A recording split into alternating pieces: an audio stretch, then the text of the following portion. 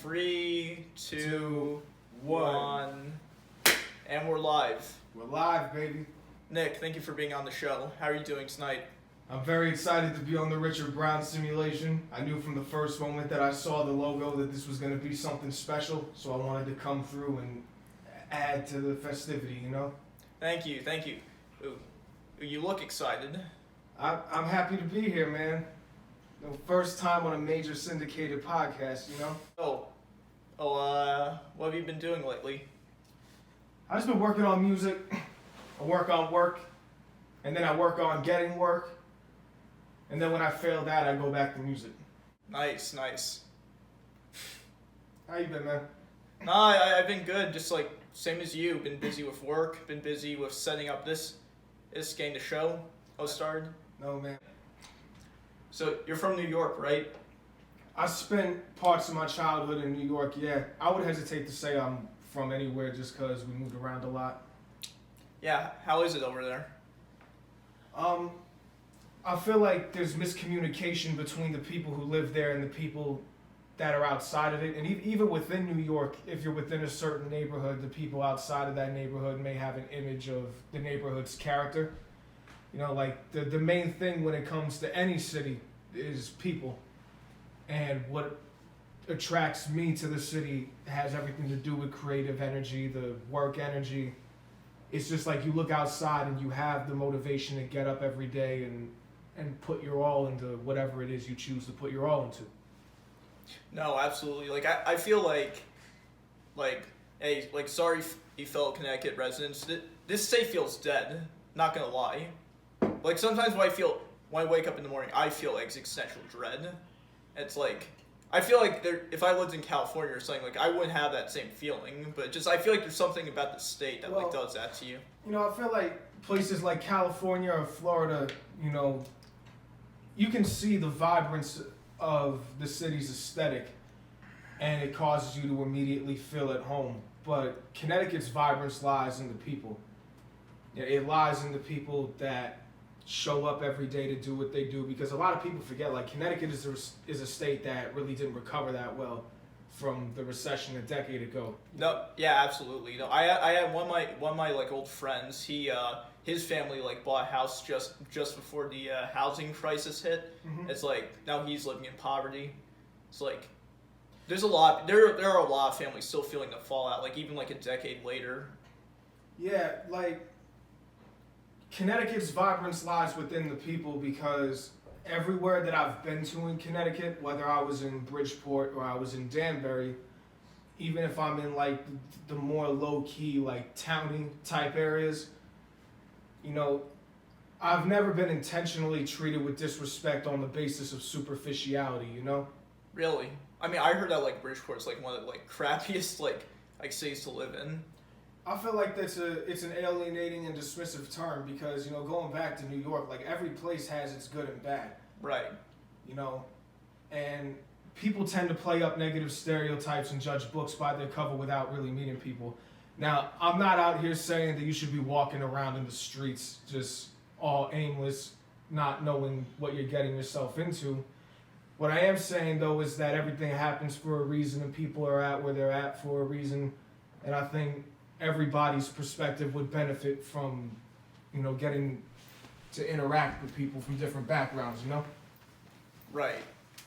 You just have to fit in votes, like even get that perspective. I feel like it's a lot not of even people, about fitting in, because people aren't as judgmental as other people give them credit for. but it's like, do you think you can really just like you can't really walk around like a suit and tie? Like you have like your money clip hanging out. Like I feel like, you know.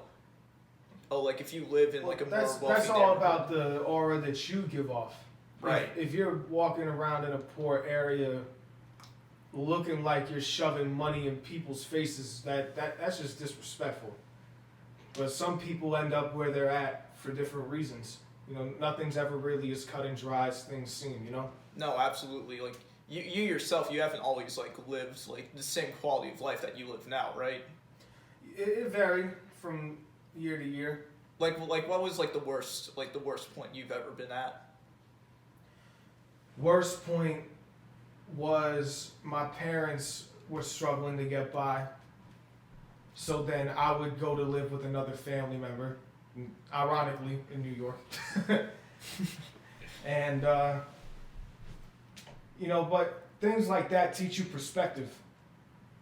Obviously, I don't think it's wrong for someone to desire to work up to a better condition of living. I feel like that's the main drive in this country, to get to a better place, to do better for yourself. That's the American dream. See, like, money is physical, but it's also mental. And the difference between being broke and being poor is where your mind and heart's at. With me, I've always viewed things as, it's never failures, it's always learning experiences. So whether a situation was my fault or not, there's always something to be learned from it. A day that you go without food is another day you go appreciating food. You know what I'm saying? No, absolutely. But I mean, poverty. Wouldn't you agree that like poverty that comes like in many forms? Like you can be rich in dollars, but like poor in cents. Yeah, definitely. I think the mark of true poverty, though, because I think there's a difference between being depressed and dissociated and hitting rock bottom internally. Like the true hallmark of mental poverty is when the desperation around you affects you so much that you just don't see that light anymore, So that's why, rap music is a big culprit in helping people to stereotype negative things about different areas, but rap music also does a lot. It's a great example showing things that people who come from different backgrounds would do to help each other out.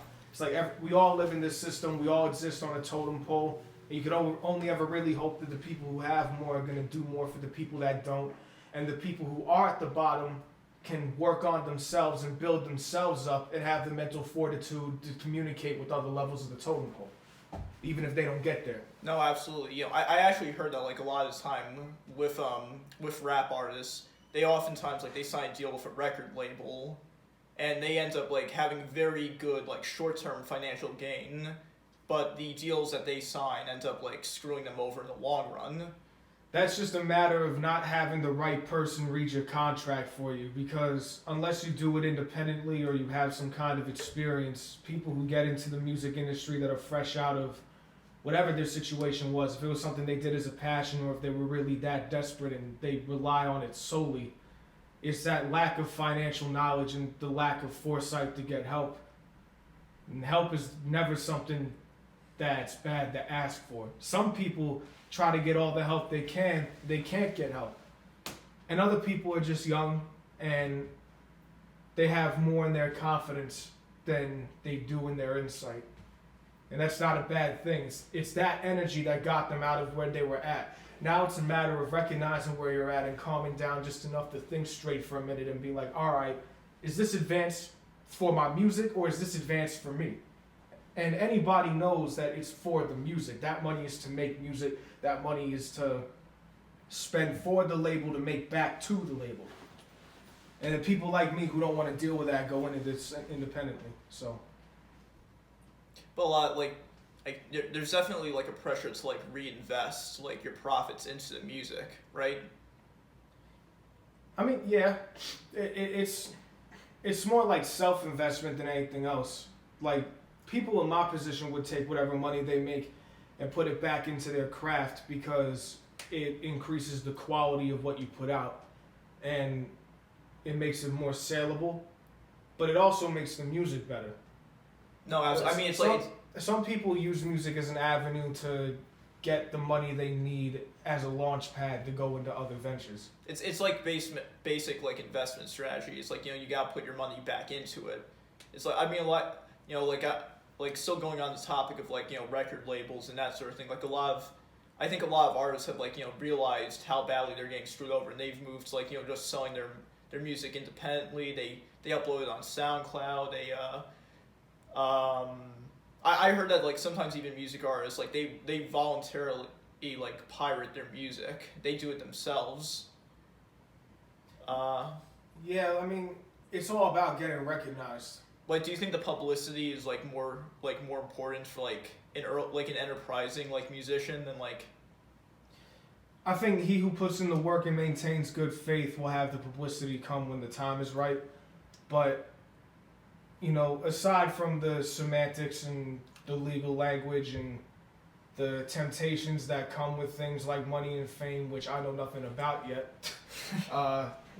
you know, it's almost like getting a job at a company. If you know that you have the potential and you know you have the talent, the ability to see that potential and talent through, and the credibility behind it, you know, all you really need is the right person to recognize you. The same way that if you went to school for X amount of years or you put in the experience at a different job and you have that credibility, you have the potential, you have the talent and the ability to see everything through, now you just need the right person to give you the okay. That's the main struggle that people run into when it comes to record labels. And just like any other job, the biggest struggle that comes with that is what the company or the job wants.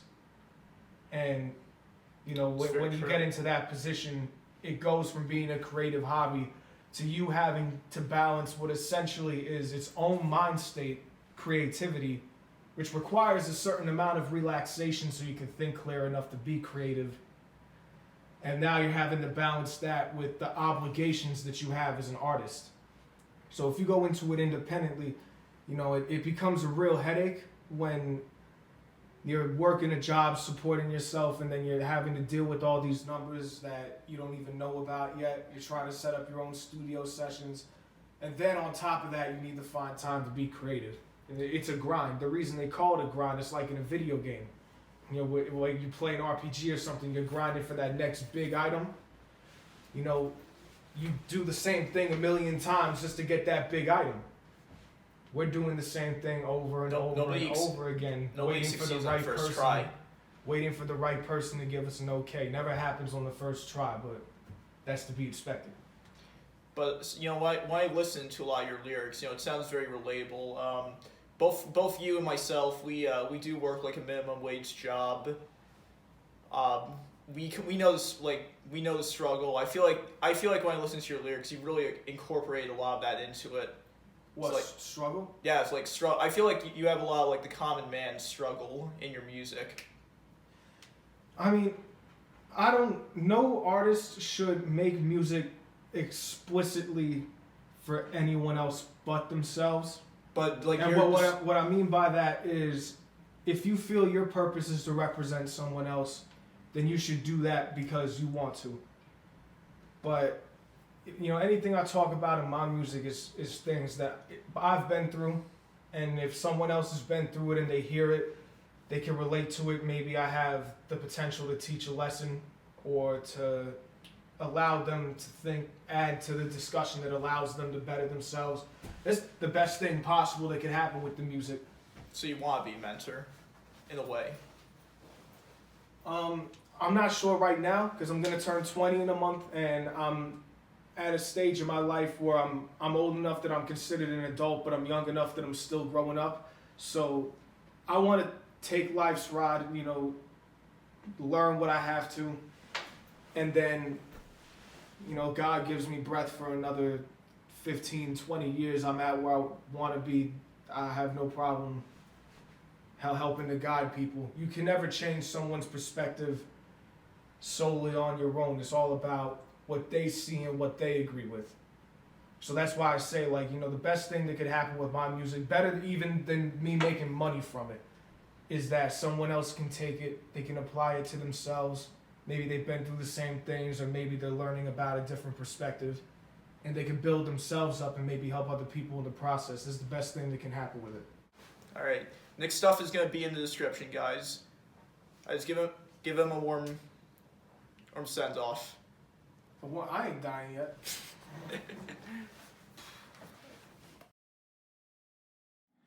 What's happening? My name is Nick. In the underground, I'm known as Third Half, Poster Child, DJ Acumen. I'm a rap artist. I'm chilling with my friend Richard Brown on the Richard Brown Simulation. Peace.